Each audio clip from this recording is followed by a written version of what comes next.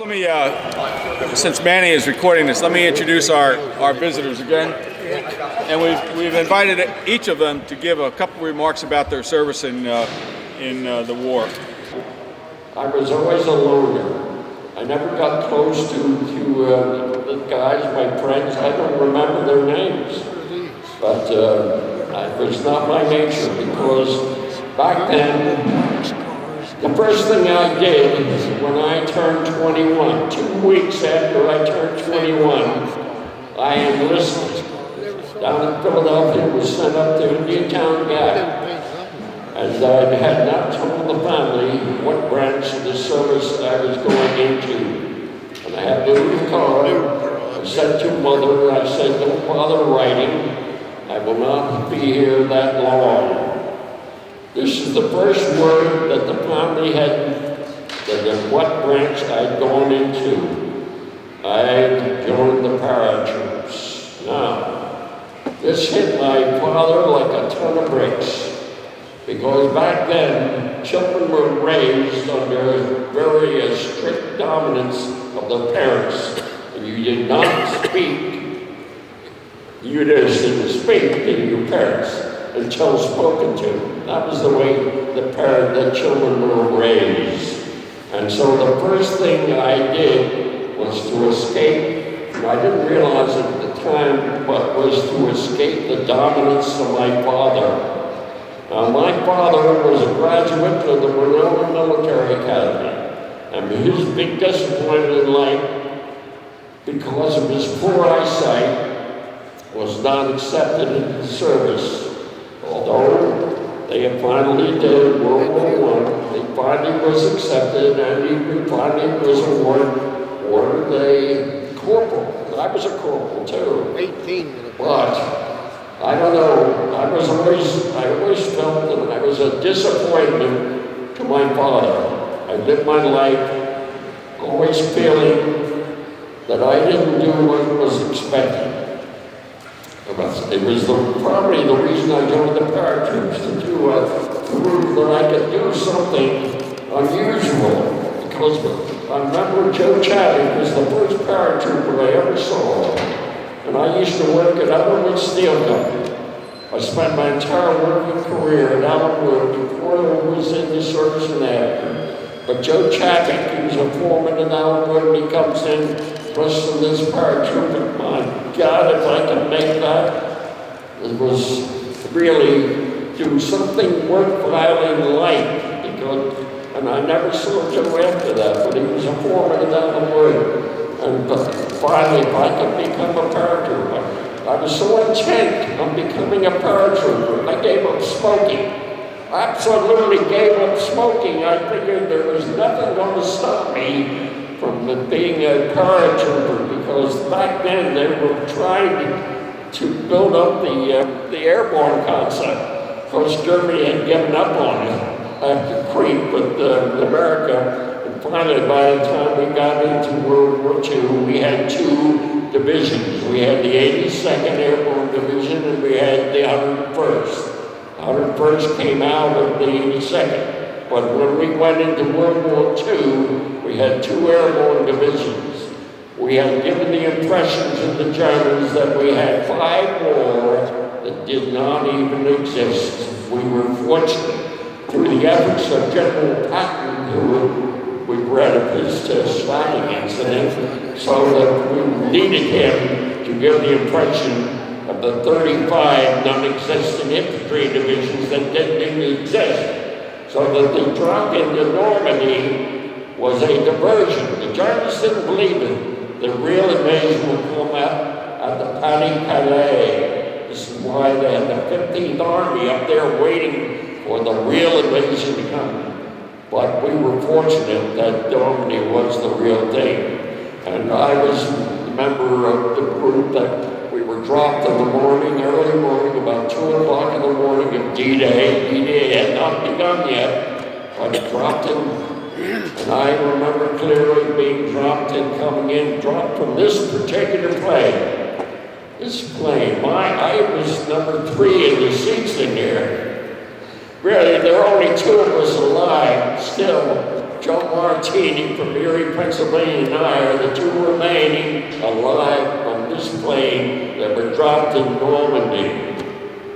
Well, anyway, so I wandered all over the place, and it is my tendency. What was your question? You answered it. I did, okay.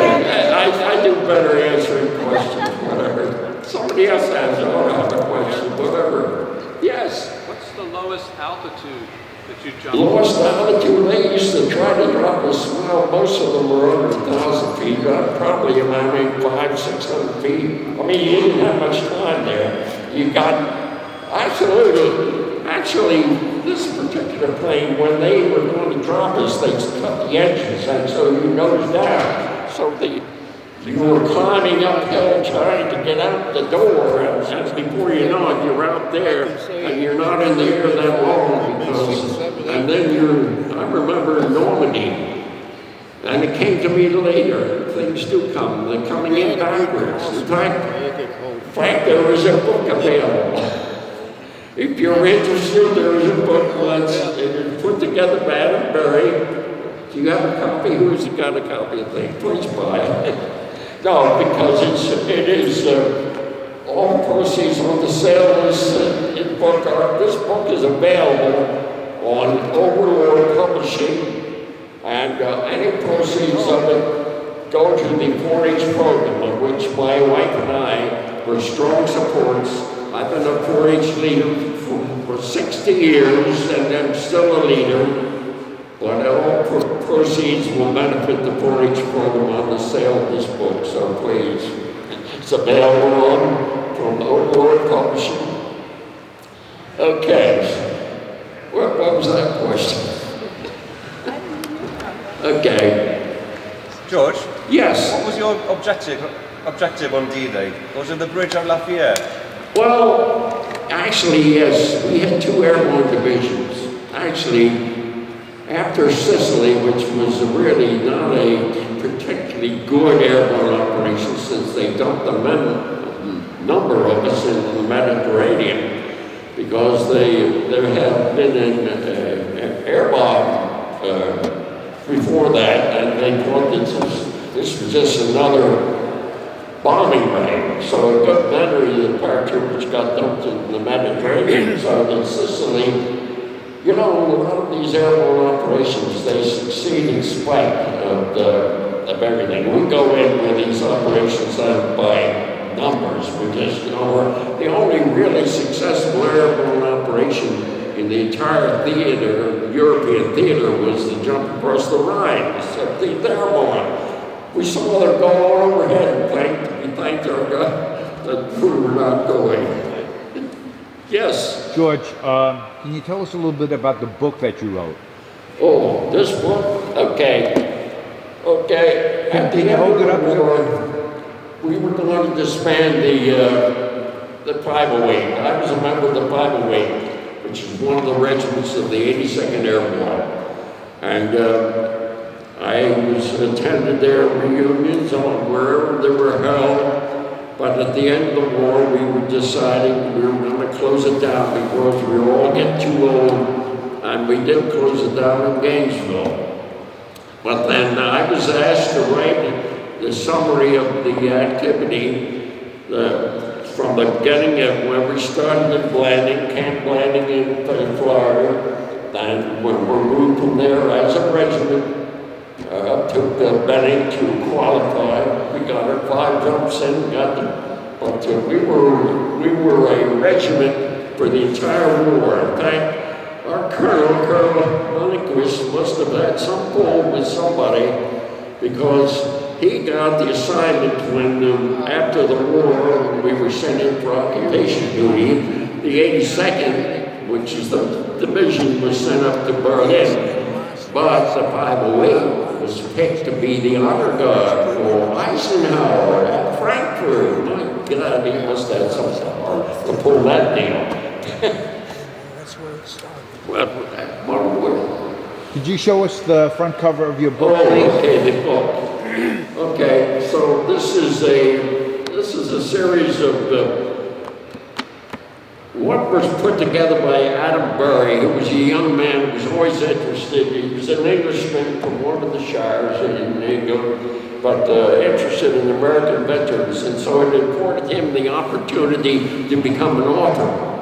Although I'm listed here and my name is on there, but he took my words and turned them into a very, very interesting story. I'm proud of the job that Adam did, but it is based on, I was assigned with Bob O'Connor to do a write-up of what we did from planning to D-Day, okay?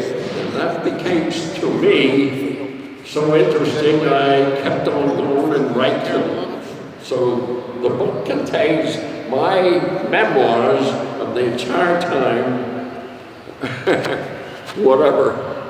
Yeah, since it encourages 4-H, it mentions 4-H or benefits 4-H, I encourage people to buy it because 4-H will benefit. My wife and I have spent 16 years. Well, she was a leader. She died when she was, whatever.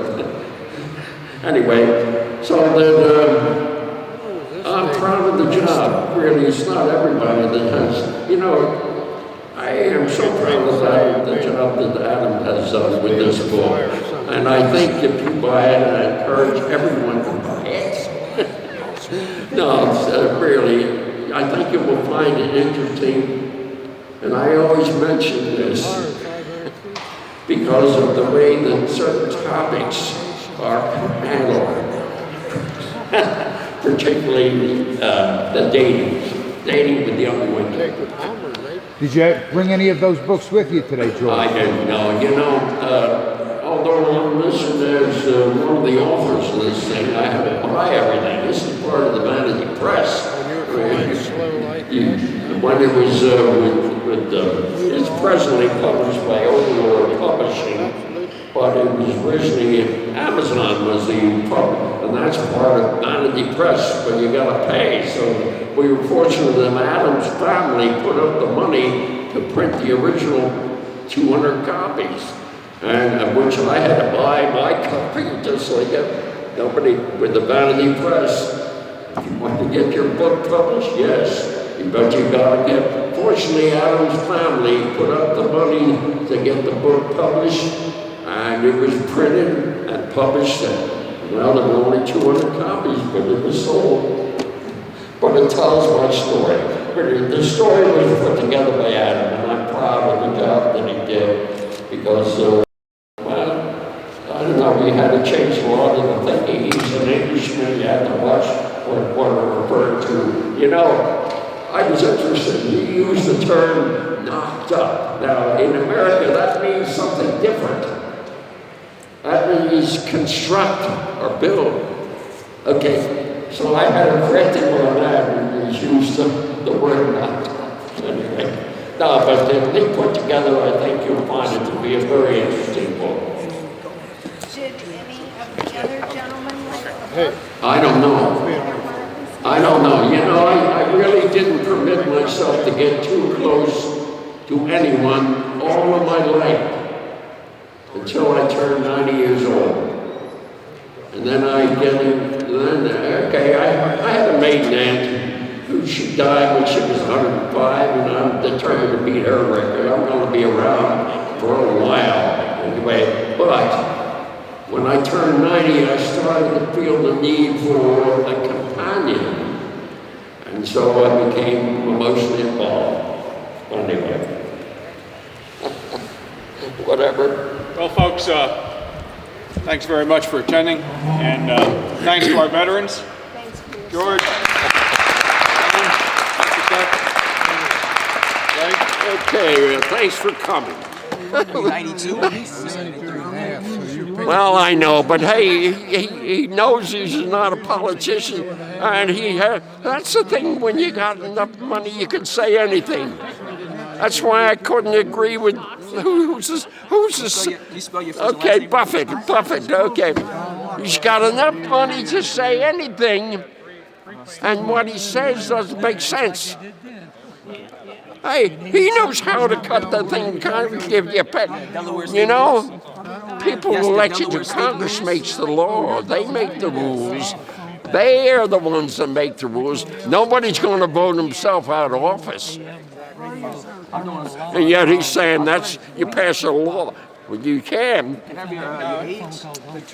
Your age? How old are you? 93. And my Well, I will be 90. Lawyers and insurance companies. Well, whatever. Oh, yeah, hey, John Adams will agree with you. I appreciate talking to you. You see. Going on in politics. Listen, the clown that we're putting up to be president, that clown.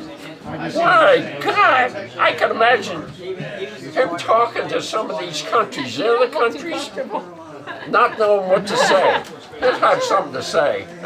Now, where did you do your basic training and your jump training? Was it at Fort Benning at that time? Well, we were organized out at Blanding, Camp Blanding in Florida. I've been stationed there. Yeah, that was where, in fact, it was where the regiment was disbanded. We went back a few years ago. We were back to Blanding to disband, but that's where we started. We went through jump school. We were the first regiment to go through jump school as with the battalion, 5 battalions. But up to then, they had sent jump school. After you qualified, then they assign you. Up to then, we went through the jump school as a regiment. And after that, we were as a regiment through the entire war. In fact, we went on South Carolina maneuvers, Tennessee maneuvers, and then we were sent overseas. We were as a regiment together, and that's why we're still together as the 508. The friends and family of the 508 are still around, and although we're members of the 82nd. Hello there! George, how are you, George? Well, how are you? It's good to see you. Good to see you too, sir. Hey, I surprised you by getting here, huh? I don't know. I'm always glad. That's right. I live near Birdsboro. And King Vidor, relative of Vidor. That's right. Not too many people know that. Yes, I do. Yeah. Okay. So this hangar was here in the war, and it was a secret facility, and it's where they developed they bring a fighter in like a P-38 and figure out how do we hang a 5-inch rocket off this airplane. And they did all the engineering, they fabricated brackets, all the electrical work, all the sighting, all of the fighters that fired those 5-inch rockets. And so it was a secret facility. All the two P-38s sailed a long line on the Holland first trip in. One of them got shot down. I watched him turn the nose up and bail and watch him float down. Very cool. He knocked down a building place where we were headed right to. Okay. What's the battle? One thing written up in books. What I witnessed.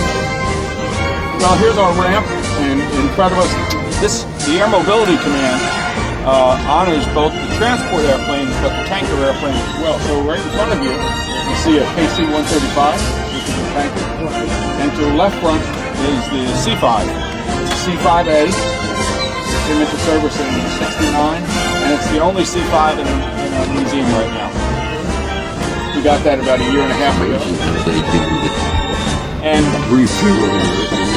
when that airplane came here, it was painted gray, and it's since been painted white over gray.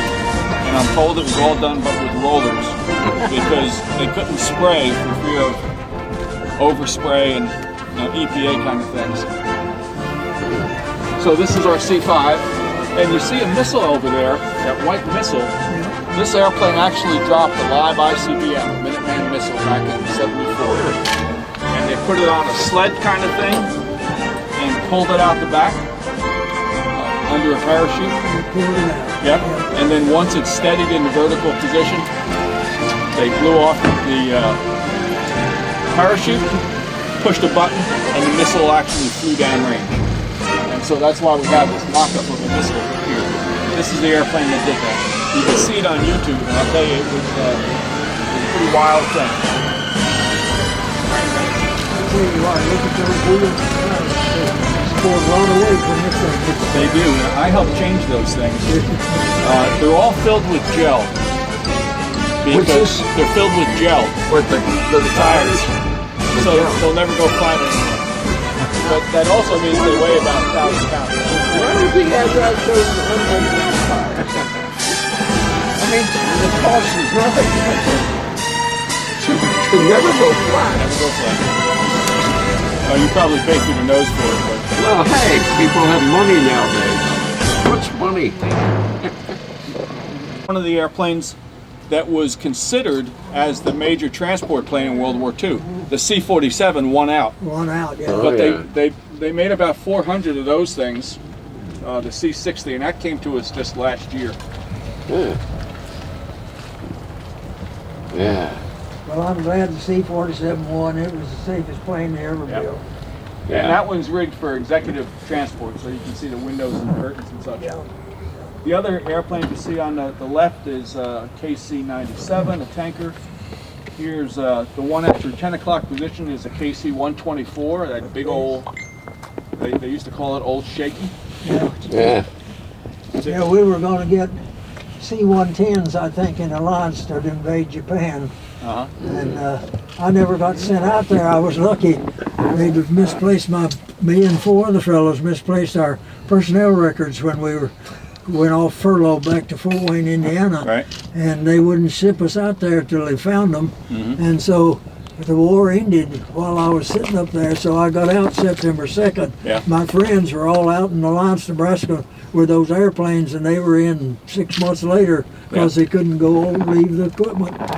Well, my dad's unit ended the war in Austria. Of course, they were on orders for Japan, so they were real happy to learn that the war had ended. Oh yeah, they had already told us we'd have 60% casualties. Yeah, at least. All right, as soon as Zach is on, let's. The big airplane in front of us is a KC-133. It looks like a big old C-130, but that one was designed to carry the Minuteman missiles from the factory out to the launch sites in North Dakota and places like that. This big old thing. I think they only made about 50 of these. Just roll to the ground. Isn't it? Yeah, it is too. There's a C-54, which was We Ray. saw- You're probably familiar with saw those. some of those. Yep, yep. The camouflage one at your 9 o'clock is a C-7A Caribou, and that's a short takeoff and landing airplane made in Canada, but it was very popular and very useful in Vietnam because it supplied the special forces camps and such. So they had very small, unimproved runways. Is that a prop jet engine? No, Just no, a it's not a regular turbo, engine? just a regular radial engine. And I've jumped those a couple times up at Fort Bragg. This airplane, this two-engine, is C-21, C-31, another transport. Don't want to hear any more blonde jokes. Now the What pretty one number up is here, this? the blue over white, or the white over blue, Force One. that's an Air Force Two, That was two. because that airplane used to fly the Vice President. Yeah, yeah. And Okay, it's it's the called- Vice President plane. Its call sign was Air Force Two when the Vice President was aboard. And as you can imagine, it's all rigged out as a distinguished visitor and VIP airplane. Now, directly to our front, you see two 141s, C-141s. The white over gray is an Alpha model, and the camouflage one is a B model. The difference of the two is the camouflage model has been extended, its hull has been extended 27 feet. And the way they did that is they cut the fuselage and put plugs in. And so the camouflage airplane is 27 feet longer than that one. Plus, you see a hump over the over the cockpit. That's an aerial refueling. Okay. Oh yeah? So that airplane can fly around the world, and it's only limited by the duration of the crew. Right. That's an operation, that refueling operation is really thrilling to I've watch. done it twice, Yeah? at night and in the daylight, and it's At night? yeah. Let me tell you, it is an act of faith. I know. Yeah. I can imagine. So that's the 141 Bravo. Now these civilian jets you see across the fence there, At your 1 o'clock position, you see some beige buildings with a black roof. That's the Armed Forces mortuary. So when our casualties come back to Dover, The bucket bags. that's where they go. Yeah. These aircraft take the remains back to their home station. They're contract airplanes. Now this plane at your 11 o'clock position, this weird green looking thing, is a Soviet AN-2. Oh, yeah. This biplane. It is still in operation. It's a 1950s vintage, but it's still in operation in places like North Korea, where they will use it to infiltrate their special forces into South Korea if war ever resumes on the Korean Peninsula. Now, why is it here? Well, it's an example of another country's airlift or airlifters. And so it is low and slow, and it's a perfect jump platform. It's still used around the world in civilians for crop dusting. In fact, when it came here, it was rigged tubing and such for crop dusting. Now at your 9 o'clock, you see another jet, white over gray. That's a C-9 Nightingale, which is a medical evacuation, which is always rigged for medical evacuation. You had to rig it your C-47 depending on the mission, but that airplane's mission is medevac. Right. And it's got assigned medics and nurses and flight nurses and so forth for whatever the mission might be. Now, if you look far to your 9 o'clock, you see a control tower. Yeah. That's the old Dover Air Force Base control tower. That some years ago, when they built the new one, the museum asked if they could have the what they call the head, where the air traffic guys actually sit. And so they built about a 40-foot pedestal, and they put that on it, and we can go up and tell people how air traffic controllers do their thing. Here's the modern. I say modern, but the C-130 is today's C-47. Right. Although it's not so modern because the first one came into the system in 1954. That's right, a long time ago. And is still flying. Yeah. And will fly forever. And so those of us from Fort Bragg know C-130s real well. We know the back end real well. Yeah, they were some of them flying in France when I was there last year. Yeah, sure. And they, the C-130s and 24s both on paratroopers. Yeah. So this one, in fact, this one is marked Pope Air Force Base, which is now Pope Army Airfield. It's no longer an Air Force Base. I was stationed there in the beginning of my Army career. Okay. And they found out I had typing in high school, so they put me to running the shuttle types and operating the link trainers. So I never pulled guard duty or anything else. Well, we'll have to show you the link trainer we have inside. We'll go back I in. learned to fly the link trainer. Okay. And Captain Nelson let me take the C-47 wall over in England one time. Yeah. Because I'd had that experience. Really? I want to say that's the same type of airplane that Amelia Earhart. Yeah. It was similar to that. I don't know if it's the same model or not. Well, I looked When was this built, do you know? Say again? When was this built, this plane? I'm sorry, Ray. I don't know. I'd have to look at the board. The board. It's on that board, I think. Late 40s.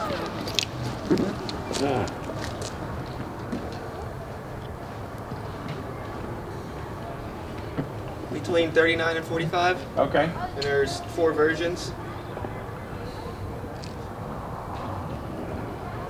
And all the wire you see in front of the engine, Yes. that's our anti-bird. And a bird. Anti-bird. Anti-bird. Get the birds out of there. And all the vertical surfaces have got spikes on them to keep the birds from roosting on them and making a mess. The one behind it is a U-3. That's a little 4 or 6 seater. And here's the flying boxcar, the C-119, from which I made my first 5 jumps in jump school. Oh, yeah? And you'd think that thing would shake itself apart on the runway. It was C-110s were the first ones, I guess. Okay. All right. That's the flying boxcar. And interestingly enough, the C-47 had the power racks bolted to the bottom. This is the first airplane that was specifically designed for powered or for aerial delivery. So you can take the tail cone off the back and you could drop heavy equipment like a Jeep or a howitzer. But every cargo airplane since then since the C-119 has got that same high wing new plane? aerial delivery capability. Push it out the back. Every one of them. Come on, One we can see person five. surprised and passed on out of the door. Right? Well, Being the crew chief. no, it is. Here is the C-121, otherwise known as the Lockheed Constellation, which I have to think is perhaps the most graceful airplane ever built. And this one was used for lots of things, passenger travel, but also lots of radar and communications kinds of things.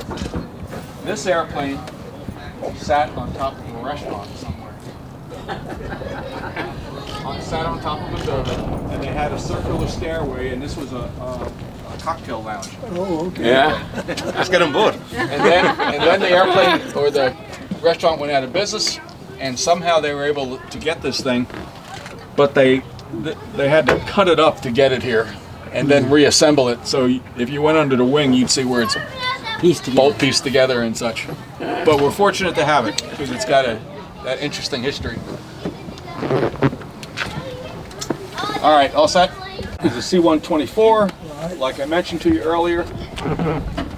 The tanker to our 1 o'clock is a KC-97. It's interesting because it was a B-29. The bottom of it was a B-29, and then they built a larger superstructure on top of it. Speaking of B-29s, we're in line to get what's called a KB-50, which is the first aerial tanker. It is a B-29 that was converted. Oh, yeah? Yeah, it's down at MacDill Air Force Base right now. They don't want to give it up, but it should be here. Oh, right. Hey, Wright took our B-17 away. Right? Choo-choo. Yep, shoo baby, exactly right. So fellas, what we're going to do now is go back in and we got a table set up next to the airplane. And there's some folks, for any remarks you'd like to give, people would be welcome to hear them. Can we come back out later, go in somewhere? Absolutely, sure. They didn't do this tour before. This is wonderful. I have keys to the key. Lockheed Galaxy. Oh, that's that big monster. Yep. Still in operation.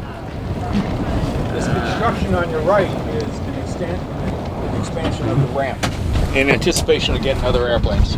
So this is all going to be paved over. Bob, who funds that? The Air Force funded this. Really? Yeah. Mike is a pretty sharp operator in terms of being a museum director. So he's got what's called a UFR, unfinanced requirement list, and he's ready to drop it as soon as money becomes available. If the Air Force said, "Hey, we got a budget surplus, we've got a requirement," grant, he is slamming it in. So that's how we got the money for this grant. Yeah.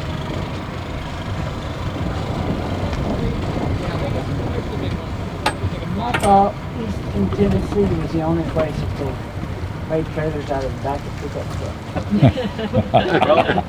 You're gonna have to jump off and get caught. Yeah.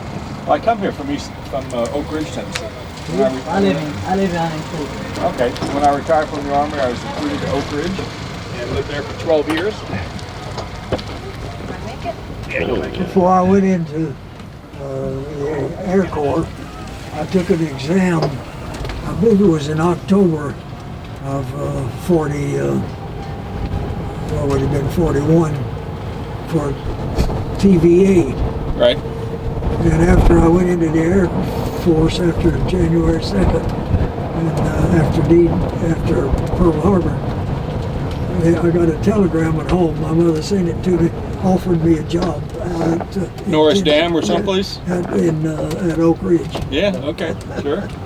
That's an amazing story. But I was already gone. I believe it was $4,200 a year. That was a lot of money. Let me draw your attention to your 3 o'clock position. You see grass-covered berms. Right. Those are ammo bunkers. Okay.